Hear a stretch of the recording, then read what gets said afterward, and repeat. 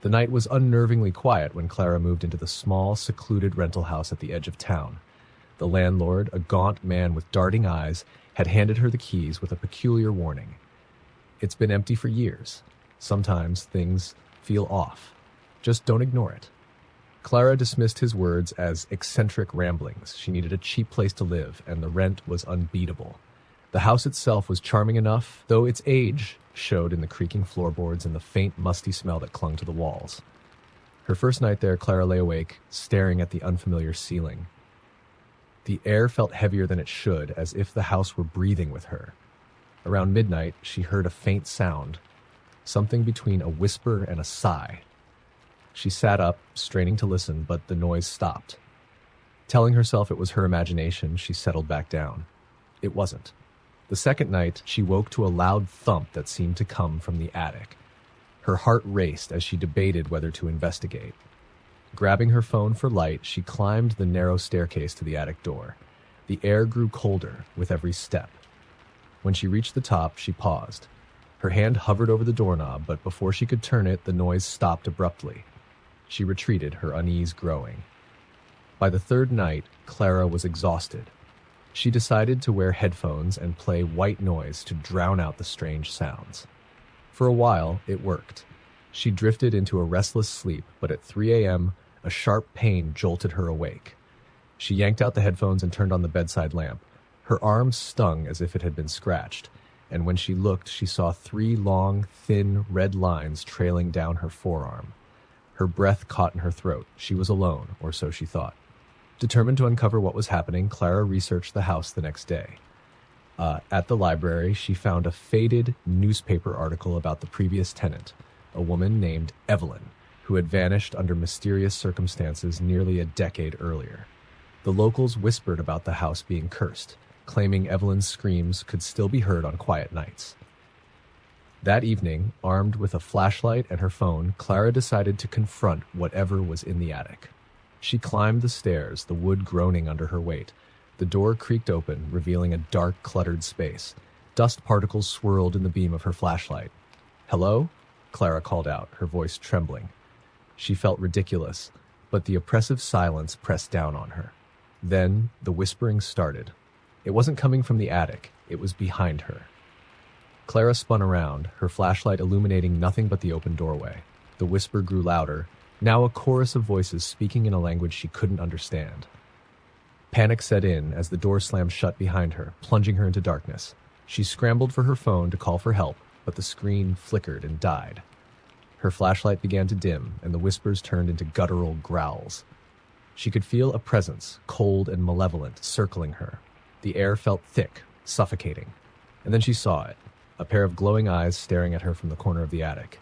They were not human. A shadowy figure emerged, its form twisting unnaturally. Clara froze, paralyzed with fear as it moved closer, its whispers turning into a single clear word: leave. The next morning, Clara's car was found parked haphazardly at the town's edge, the driver's door wide open. Inside the house, the landlord discovered only her phone, its screen shattered, lying at the foot of the attic stairs. No one ever saw Clara again. But on quiet nights, some say they can hear faint whispers coming from the attic, joined occasionally by a muffled scream. Story number 2. The storm rolled in faster than anyone in the small town could have predicted. Thick black clouds swallowed the moon, casting the countryside into darkness. At the edge of the woods, a single dilapidated cabin stood defiant against the howling wind. It had been abandoned for years, or so everyone thought. Carter, a thrill-seeking urban explorer, had heard the local legends. They spoke of a man who had gone insane in the cabin decades ago. People whispered about disembodied cries, shadowy figures in the windows, and the feeling of being watched from the tree line. The townsfolk warned him to stay away, but that only piqued his curiosity. Armed with his camera, flashlight, and a sense of invincibility, Carter decided to spend the night there. The moment he crossed the threshold, an unsettling feeling gripped him. The air inside the cabin was stale and cold, as if untouched by time. His flashlight revealed cobwebs draped over old furniture, a broken table, and a fireplace filled with ash that looked disturbingly fresh. Carter brushed it off as paranoia and set up his gear. Hours passed, and the storm outside intensified. Rain lashed against the windows, and the wind screamed through cracks in the walls. Carter recorded footage, narrating the cabin's eerie history. But as he replayed one clip, his blood ran cold. In the video, he heard a faint sound he hadn't noticed before, a whisper, low and guttural, saying his name. His rational mind dismissed it as a trick of the wind. Yet as the night wore on, the unease grew. The creaking of the floorboards above him caught his attention. He shone his flashlight at the ceiling. "It's just the storm," he muttered, trying to convince himself. But then it happened again, slow, deliberate steps as if someone was pacing.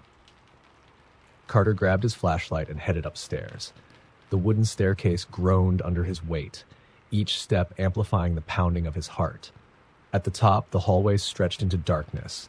He swept his light from side to side, illuminating empty rooms filled with peeling wallpaper and broken furniture. In the last room, the door was ajar. A faint scratching sound came from within.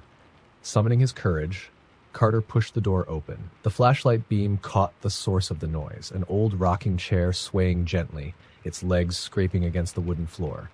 "Wind," he whispered to himself, though he could feel no draft. He approached the chair cautiously, his breath shallow. As he reached out to touch it, the chair stopped abruptly, as if someone had grabbed it. Then, behind him, a voice rasped, "Why are you here?" He spun around, the flashlight shaking in his hands. There was no one there. His rationality crumbled as he stumbled backward, tripping over the chair and falling to the floor. He scrambled to his feet and bolted downstairs, heart pounding in his chest. But the cabin wasn't done with him. As he reached the bottom of the stairs, the front door slammed shut with a deafening bang. The temperature plummeted, his breath visible in the icy air. Shadows danced along the walls, moving in ways that didn't align with the flickering of his flashlight. Desperate, Carter tried to open the door, but it wouldn't budge. A guttural growl filled the room, and he turned to see a figure emerging from the darkness. It was tall and distorted, its limbs too long, its face a void of nothingness. The thing lunged toward him, and Carter screamed, stumbling backward. Just as it reached him, the storm outside seemed to burst through the cabin. The wind howled, the windows shattered, and everything went black. Carter was found the next morning by a search party. He was huddled in the middle of the woods, soaked and shivering, his eyes wide with terror. He couldn't speak, couldn't explain what had happened. The cabin remained standing, a silent sentinel of the horrors within. And on stormy nights, some say you can see a faint light in the window, accompanied by the sound of heavy footsteps pacing back and forth, waiting for the next unwelcome guest. Story number 3. The road was empty as Elise drove home from her late-night shift at the diner. The clock on her dashboard read 2:47 a.m. The only company she had on that desolate stretch of highway was the steady hum of her car engine and the faint buzz of static from the radio.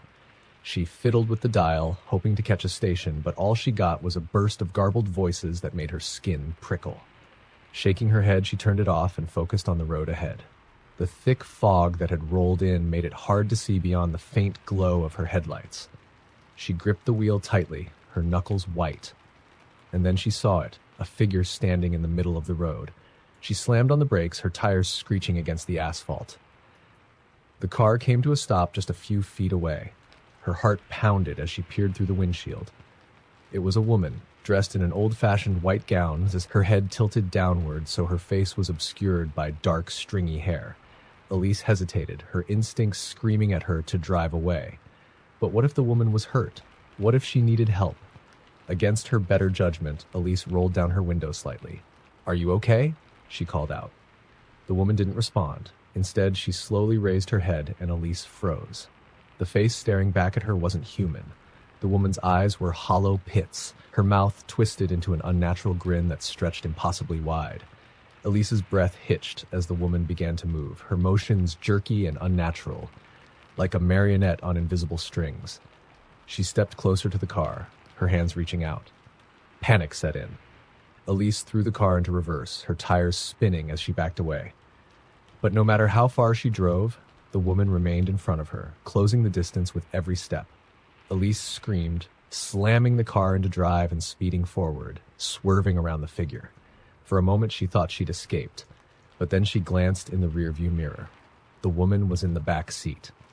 Elise's scream filled the car as the woman's twisted face loomed closer. The next thing Elise knew, her car veered off the road and into the trees.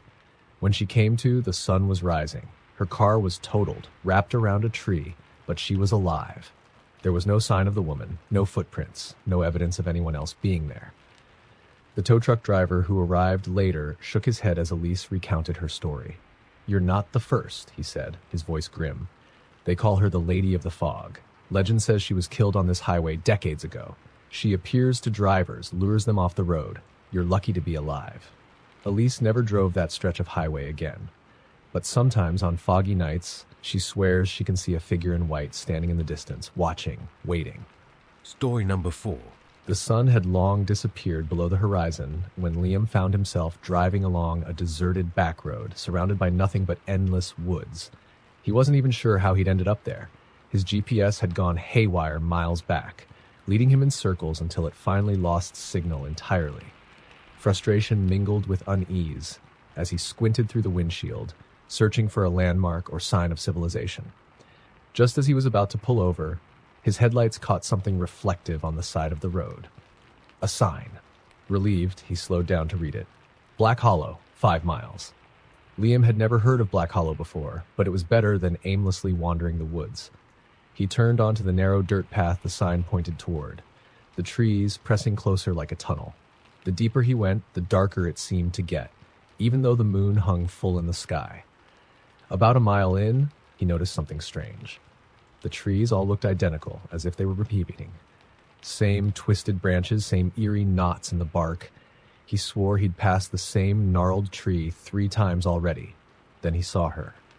A figure darted across the road just ahead, so fast he barely had time to react.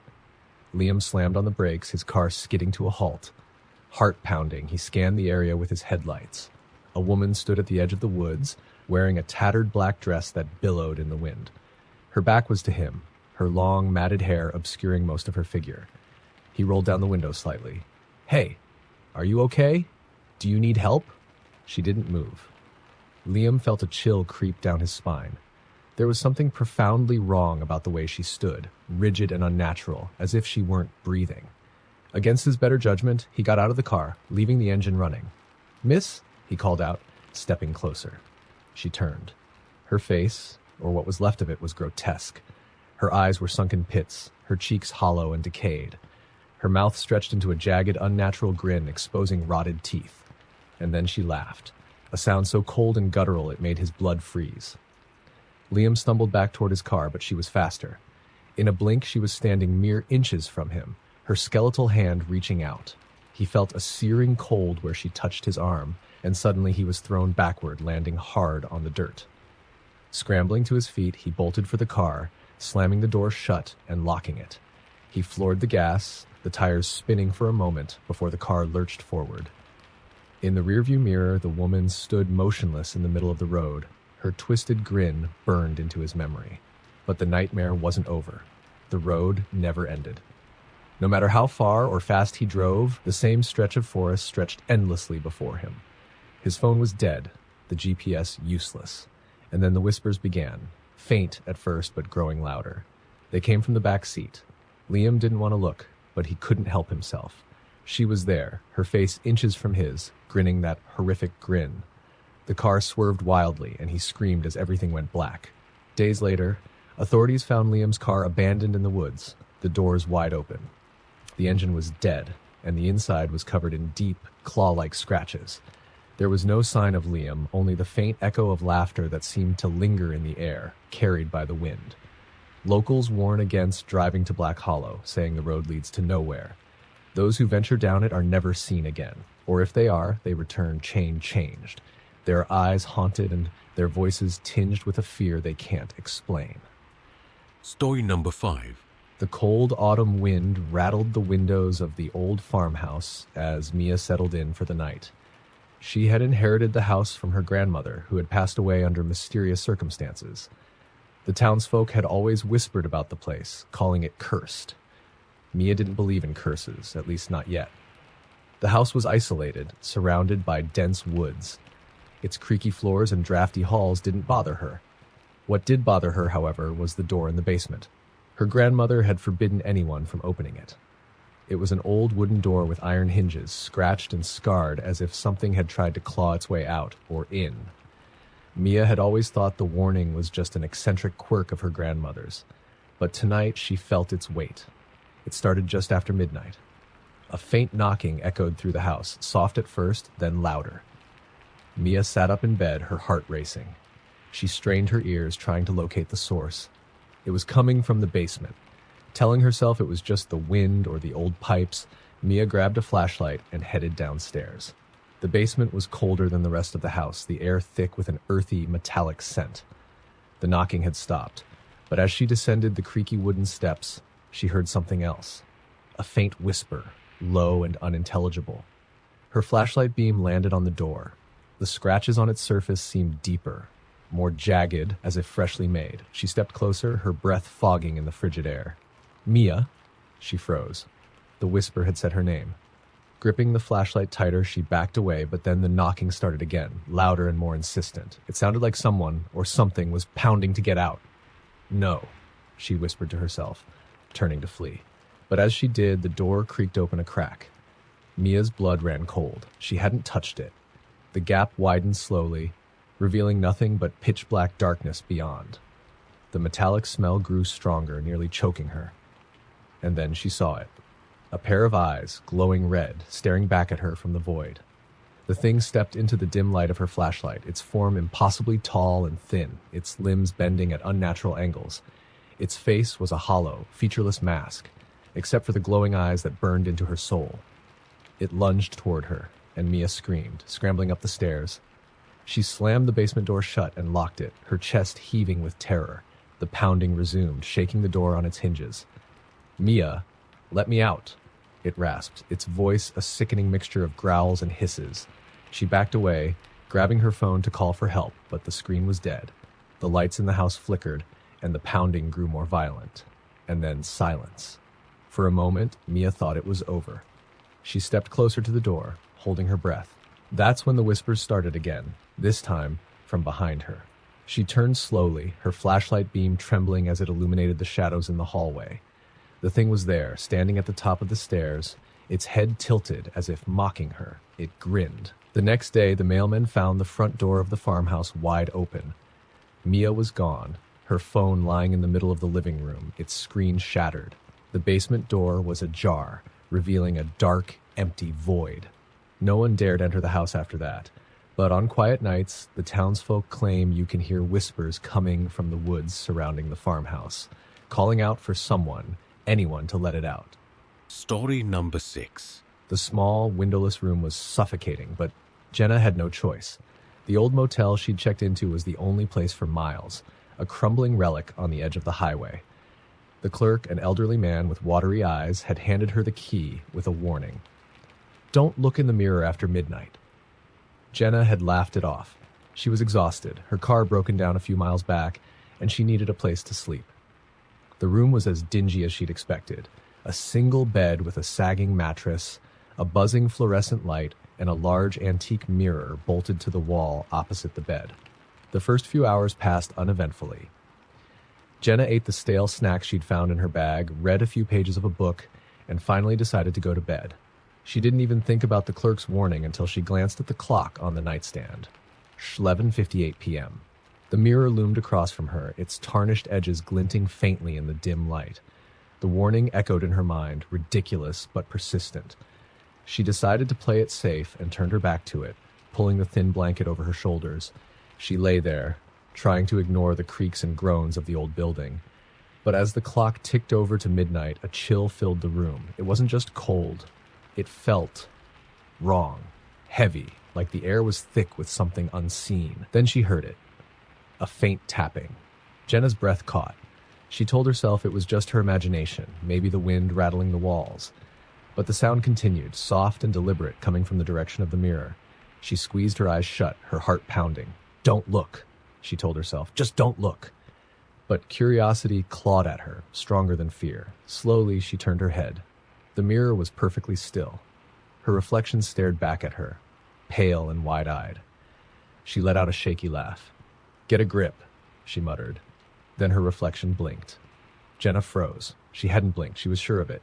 She stared at the mirror, her reflection now grinning, a wide, unnatural smile that stretched too far. The figure in the mirror raised its hand and waved. Jenna stayed motionless, her hands clutching the blanket. The reflection wasn't mimicking her. It was acting on its own. Suddenly, it leaned closer, its face filling the glass. Its eyes were hollow, dark voids that seemed to pull Jenna in. "Come closer," it whispered, though its lips didn't move. Jenna scrambled off the bed, her back pressed against the opposite wall. The reflection stepped out of view, disappearing into the shadows of the mirror. The tapping started again, louder now, more insistent. And then it began to push. The glass rippled like water as the figure pressed against it, trying to force its way out. Jenna grabbed her phone, fumbling with trembling hands to call for help, but the screen flickered and died. The light in the room dimmed, the corners swallowed by darkness. The mirror cracked. A spiderweb of fractures spread across the glass as the figure pushed harder, its jagged grin visible through the shards. Jenna screamed, throwing the lamp at the mirror. The light bulb shattered, plunging the room into complete darkness. For a moment, there was silence. Then a voice, right behind her, whispered, "You shouldn't have looked." The next morning, the motel clerk found the room empty. The mirror was intact, pristine, as if it had never been touched. But when he looked closely, he swore he could see faint handprints on the inside of the glass, pressed against it as if trying to get out. Jenna was never seen again, but travelers who stay in room 6 often report strange occurrences, faint tapping at midnight, reflections that don't quite match, and whispers that seem to come from nowhere. Few stay long enough to find out what happens if you look too closely. Story number 7. The rain poured in heavy sheets as Daniel drove through the desolate countryside. He had underestimated how long the drive would take, and now he was hopelessly lost, his phone dead and his gas tank nearly empty. The narrow road twisted through dense woods, the skeletal trees reaching out like claws under the pale glow of his headlights. Just as he began to despair, his headlights illuminated a sign by the side of the road. Ashgrove Rest, vacancy. The sign pointed toward a narrow gravel path that disappeared into the woods. Relieved, Daniel turned onto the path, the crunch of gravel under his tires echoing in the silent night. The motel came into view moments later, a small, weathered building with peeling paint and a flickering neon sign that read, Rest. A single car was parked outside. The place looked ancient, but Daniel had no other options. Inside the lobby, the air was thick and musty. A bell sat on the counter, and after a moment's hesitation, Daniel rang it. The sound echoed unnaturally, as if the space were much larger than it appeared. An old man shuffled out from a back room, his face pale and gaunt. "You'll want room 7, he said without asking for payment. His voice was soft but carried a strange weight that sent a shiver through Daniel. The room was at the far end of the building. The key was old-fashioned, heavy in Daniel's hand. As he walked down the corridor, he noticed how unnervingly quiet it was. There were no other guests, no sounds of TVs or footsteps, just the muffled patter of rain. Room 7 was small and sparse, with a single bed, a nightstand, and a window that looked out into the woods. The wallpaper was yellowed with age, curling at the edges, and the overhead light flickered faintly. Daniel dropped his bag on the floor and sat on the bed, exhausted. But something felt off. The room was colder than it should have been. He checked the heater, but it wouldn't turn on. As he moved back to the bed, he caught a glimpse of his reflection in the small mirror above the dresser. He froze. In the mirror, the room behind him wasn't empty. A figure stood in the corner, shrouded in shadow. Its head was tilted unnaturally, and its limbs were long and angular, stretching into impossible proportions. Daniel whipped around, but the corner was empty. His heart pounded as he turned back to the mirror. The figure was gone. He tried to convince himself it was a trick of the light, but the oppressive silence of the room pressed down on him. Every instinct screamed for him to leave, but the storm outside made that impossible. Resigned, he climbed into bed, leaving the lamp on. Sometime in the night, he woke to the sound of soft tapping. It was faint, but insistent, coming from the window. His stomach churned as he turned to look. A pale face stared back at him, pressed against the glass. Its eyes were black voids, and its mouth stretched into a ghoulish grin. The tapping grew louder, more frantic, as the figure slammed its palms against the window. Daniel scrambled out of bed, but when he looked back, the window was empty. He didn't know what to do. He didn't dare go outside, but he couldn't stay in the room either. Then he noticed something that made his blood run cold. The tapping hadn't stopped. It was coming from inside the room. He spun around, and there it was, the figure, standing in the corner again, grinning at him. It moved closer, its body jerking with unnatural movements. Its hollow eyes locked onto his, and the lamp flickered violently before plunging the room into darkness. Daniel's screams echoed through the empty motel. The next morning, the clerk found room 7 vacant. Daniel's car was still parked outside, but there was no sign of him. The bed was untouched, but the mirror was shattered, shards littering the floor. Locals say Ashgrove Rest has been abandoned for decades. Travelers who stumble upon it swear they hear tapping from the boarded-up windows and see faint lights flickering inside. Those brave enough to enter never come out. And room 7? It's always waiting. Story number 8. The dense forest surrounded Emily like a living wall. The canopies so thick it blotted out the moonlight. Her friends had dared her to spend the night at the old Clearwater Cabin, a place steeped in local legend. They called it the Cabin That Watches. No one who stayed overnight there ever returned quite the same, or at all. Emily wasn't one to believe in ghost stories, but as she approached the cabin, she couldn't shake the growing sense of unease. The structure was weathered, its wooden planks warped with age, and the windows were black voids that seemed to absorb all light. The door creaked loudly as she pushed it open, the sound echoing unnaturally. Inside, the air was heavy with the scent of damp wood and decay. The furniture was sparse. A single table, a broken chair, and a bed with a bare mattress that looked as though it hadn't been touched in decades. Against the far wall was an old fireplace, its bricks blackened with soot. Emily set her flashlight on the table and unrolled her sleeping bag on the floor. She pulled out her phone to text her friends a photo as proof she was there, but there was no signal. Typical. She laughed nervously and decided to make the best of it. As the hours crept by, the wind outside picked up, rattling the cabin's loose shutters. Emily read from a book she'd brought, the words providing a small comfort against the oppressive silence. But then she heard it, a faint scratching sound. It came from above. Her heart thudded as she aimed her flashlight at the ceiling. The beams of wood were old but intact, with no sign of any animal that could have caused the noise. She shook her head, chalking it up to her imagination, and returned to her book. The scratching came again, louder this time. It was followed by a soft, deliberate knock, once, twice, 3 times. Emily's breath hitched. The sound wasn't coming from the ceiling anymore. It was coming from the door. Swallowing her fear, she grabbed her flashlight and crept toward the door. "Hello?" she called, her voice trembling. There was no response. She opened the door just a crack and shined her flashlight outside. Nothing. The forest was still. She closed the door, bolting it shut, and turned back to the room. That's when she noticed something that made her blood run cold. The flashlight's beam illuminated the fireplace, where faint, muddy footprints led out of the darkened hearth and into the center of the room. Her hands shook as she backed away. The footprints hadn't been there before. The air grew colder, and the wind outside howled louder. She turned to grab her bag, only to find it wasn't where she'd left it. It was on the bed. Her flashlight flickered, and the shadows in the room seemed to move. She could feel it now, an oppressive presence watching her. The legends about the cabin rushed back to her, people disappearing, only to be found weeks later, their faces twisted in terror. Then she heard it again, the knocking. But this time, it wasn't at the door, it was behind her. She spun around, the flashlight slipping from her grasp and clattering to the floor. In the brief beam of light before it went out, she saw it. A figure, impossibly tall and thin, crouched low in the shadows. Its eyes glowed faintly, and its mouth stretched into a jagged, toothy grin.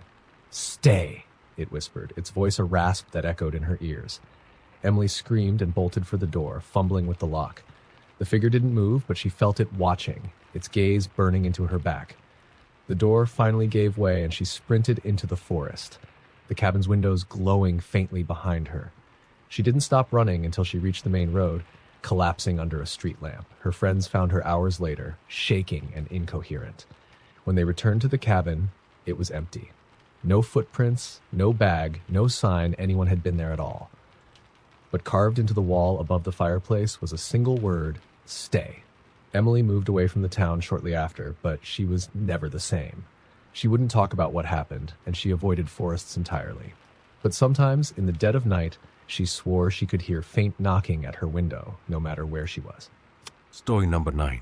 The highway stretched endlessly before Lisa, the yellow lines disappearing into the horizon.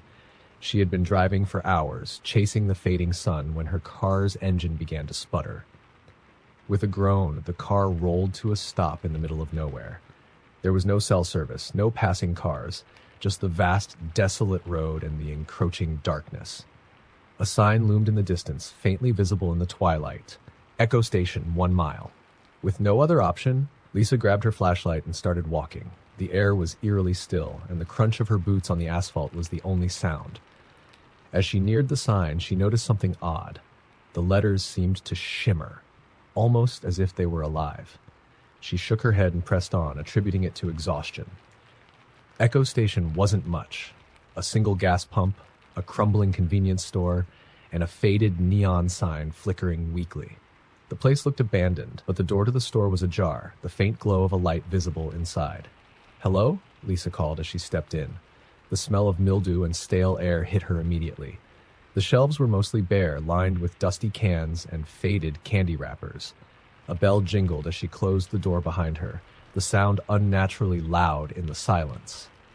Behind the counter stood a man, his face pale and gaunt, as if he hadn't seen sunlight in years. His eyes were dark, sunken, and unblinking. "Need gas?" he asked, his voice low and hollow. "Yeah," Lisa said, her unease growing. "My car broke down a mile back." The man nodded slowly. "The pump works, but you'll need to pay cash."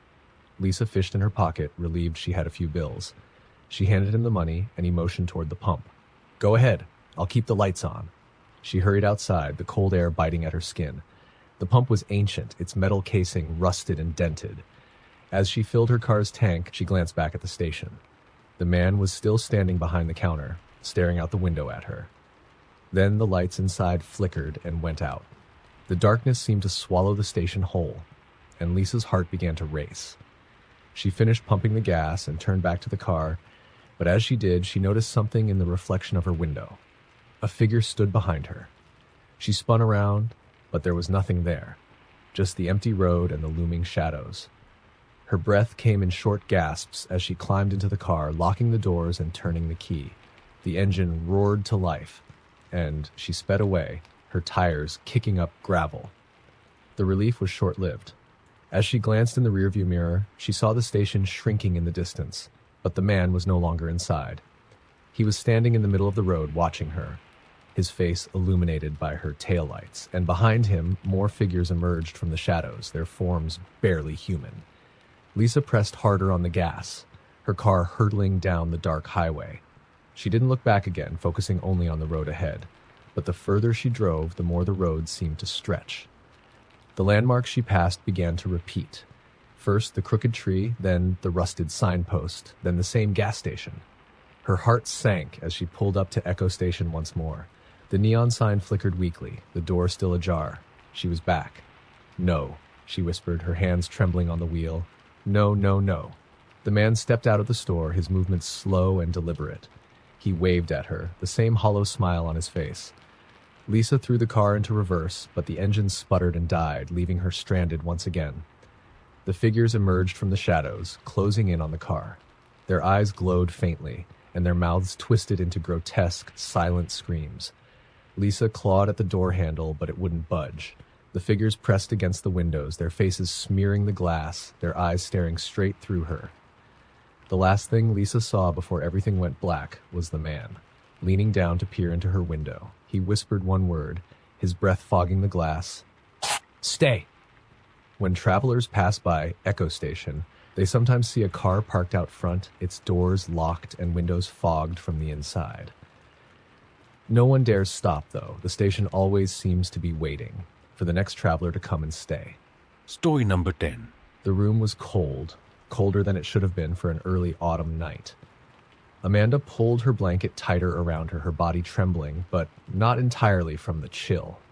It had been 2 weeks since she moved into the old house, and the strange occurrences had started almost immediately. At first it was subtle, the creak of a floorboard when no one was there, the faint sound of footsteps echoing down the hallway at night. She told herself it was just the house settling, but deep down she knew it was more than that. It was on the fourth night when she first heard the voice. She had been lying in bed, her eyes fluttering shut, when a whisper pierced the silence. "Help me." Her eyes shot open, heart pounding in her chest. The voice was faint, like it had traveled from the depths of the walls. She turned on her bedside lamp, the dim light casting long shadows across her room. Nothing was there. Over the next few nights, the whispers grew louder. They would come at odd times, sometimes during the day, but mostly at night. Each time they carried the same message: "Help me." Desperate for answers, Amanda began to research the history of the house. What she found chilled her to the bone. In the 1940s, a little girl named Lily had lived there. She had vanished without a trace. Her disappearance, a mystery that had never been solved. Her bedroom, the very room Amanda now slept in. One night, unable to sleep, Amanda decided to confront the whispers. She sat on her bed, clutching a flashlight, her heart pounding like a drum. "Who are you?" she asked into the darkness. "What do you want?" The room was silent for a moment, so still she could hear her own breathing. Then the voice returned, louder and clearer than ever before. "Under the floorboards." Amanda's hands trembled as she shone the flashlight across the room. Her gaze fell on the old, worn wooden planks beneath her feet. Slowly, she stood and began to pry them up, one by one.